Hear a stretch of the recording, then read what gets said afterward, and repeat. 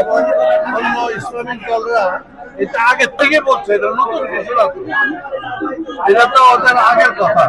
কিন্তু এখন তো এই সরকারের যে করার, সে তো যা যা চেয়েছিল সেটাই করেছে। যেমন নাকি জুলাই 17-এর বিজ্ঞপ্তি, সেটা তো হয়েছে। তারপরে নির্বাচনের তারিখ দিয়েছে ফেব্রুয়ারি মাসের প্রথম।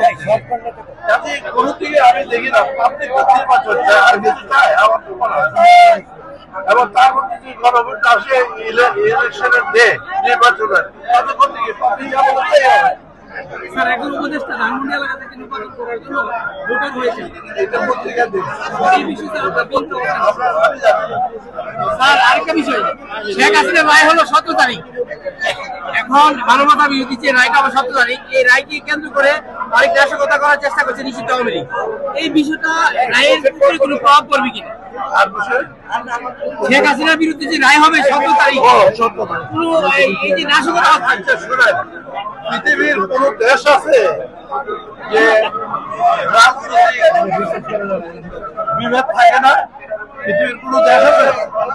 এই যে যুক্তরাষ্ট্রের রাষ্ট্রপতি প্রেসিডেন্ট ট্রাম্প, তার বিরুদ্ধে কত কিছু হচ্ছে না, তার ফলাফল কোথায় হবে? ফলাফল হলো নির্বাচন। এইবার ট্রাম্প সব নির্বাচনে হেরেছে, তাই না?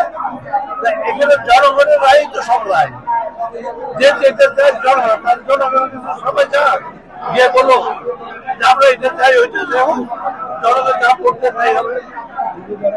নির্বাচন নিয়ে কোনো ষড়যন্ত্র করছেন কিনা?